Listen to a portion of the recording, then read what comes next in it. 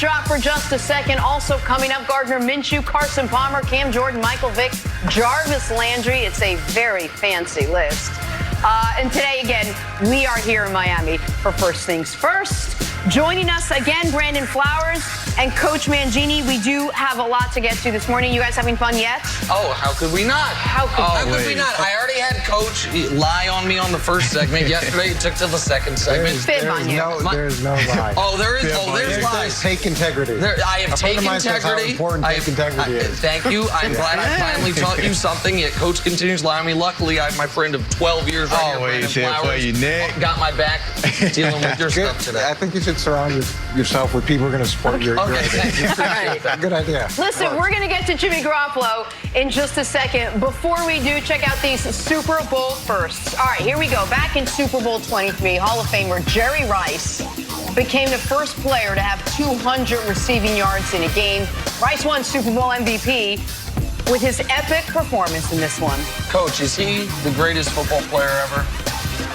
He has the greatest work ethic ever. I always admire that about Jerry Rice, and the way that he ran routes with such precision made it almost impossible to cover him. Here we go. Peyton Manning, he became the first quarterback to win a Super Bowl with two different teams. Super Bowl 41 with the Colts in 2007, and then you remember Super Bowl 50 with the Broncos back in 2016. What was the hardest thing about covering when Peyton's the quarterback? He's the offensive coordinator on the field. He comes to the line of scrimmage, sees what defense you are in, and calls a whole route tree for every single wide receiver on that offense to beat that coverage you in. That's what makes him so tough to play against. Not really fair.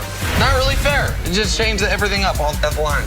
We don't have to go too far back for this one. Nick Foles becoming a Philly legend by becoming the first player to throw and catch a touchdown in a Super Bowl, and the Eagles win over the Patriots. That play will forever be remembered by the name the Philly Special. What up, Coach? Those gadget plays on the goal line are great when they work. If that didn't work, it would be... Oh my God. And keep in mind, that was a fourth down. Moments before the half. It's an all-time heat check moment by Doug Peterson. Yeah, all-time heat check. These are those plays when they work. It couldn't be better. If this didn't work, oh my God. The Pats tried to run one to Brady in the game and just couldn't quite get it. All right, guys, we're going to play a game. We're calling it Take Your Pick. Okay. Pretty self-explanatory. Kyle Shanahan is already being labeled as one of the best coaches in the league, but Kyle's record without his star quarterback, Jimmy Garoppolo, is just 4-20. Oh, that's interesting. So who is more responsible for the Niners' success? Shanahan or Jimmy G? Coach, we'll start with you. Take your pick. Yeah, this isn't even close. It's definitely Shanahan. Shanahan came in, and he had to handpick his GM, and as much as John learned as a player, it's hard to transition into that role.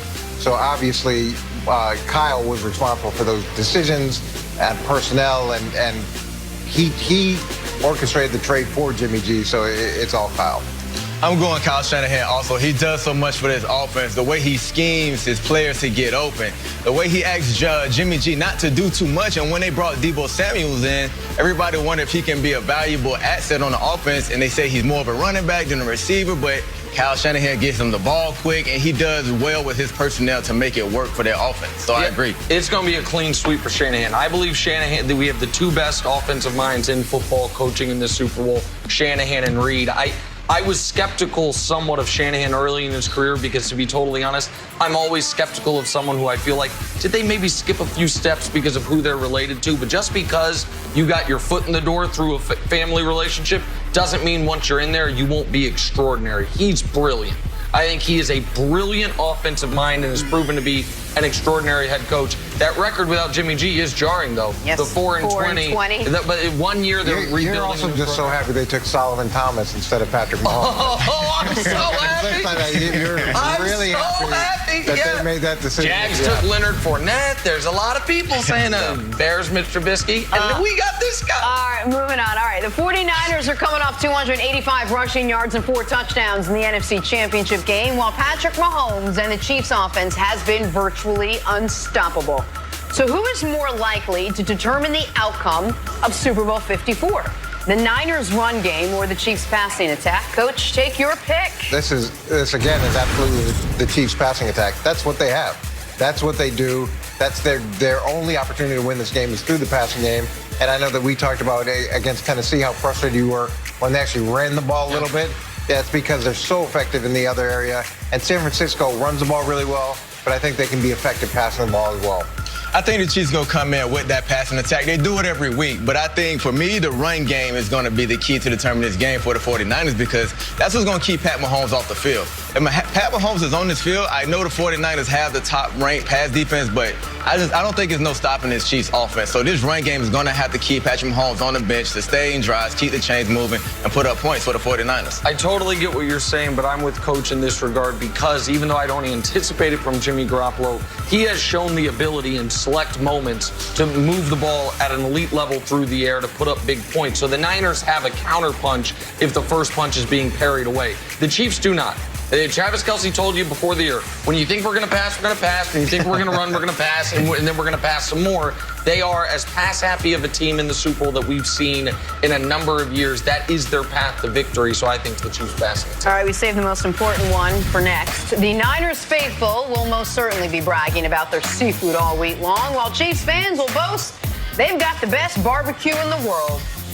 Serious now, who does have the best hometown delicacy? San Francisco seafood or KC barbecue? Coach, take your pick. This is easy for me as well. I'm going straight barbecue. I enjoy seafood, as you can imagine. I enjoy a lot of food, but the comfort and the satisfaction of barbecue to me is second to none.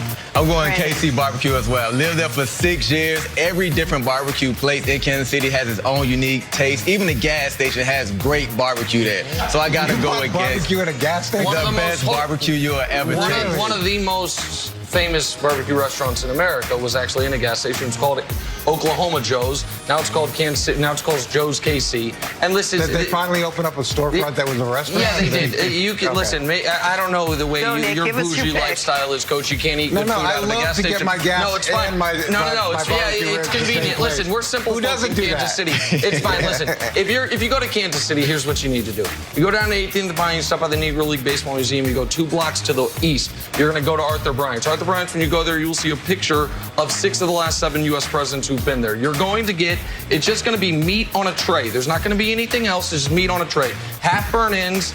And I'd go half pulled pork. That's what I would do. Then maybe take a nap. Then you go to Gates, and when you walk into Gates, they're gonna it's cornbread. It just fills it's space that could be used on barbecue. Rookie. Yeah, rookie mistake. Then you go to Gates. When you go to Gates, they're gonna be a little aggressive. You're gonna walk in, and they're gonna scream at you. Hi, may I help you? And you better have your order ready. If not, you get to the back of the line. Then you go take another nap. Then for dinner, Jack Stack. Now we're talking, it's white tablecloth, white linens. It's a little more pricey. Some of the greatest sides you'll ever have in your life. The baked beans, the corn. Oh my God. That's what you do. San Francisco. I can get seafood. I can literally walk into the ocean and find seafood. Can't walk into the ocean and get a pulled pork sandwich. No, but you can go to a gas station. You can enter the gas station and get a pulled pork. I got heartburn listening to you talk about that. The answer is easy. Go to San Francisco, eat seafood. Finish. It took like 8 words to give you the right answer. We got to take a break. The beautiful sunshine down here in Miami is just coming out. We still have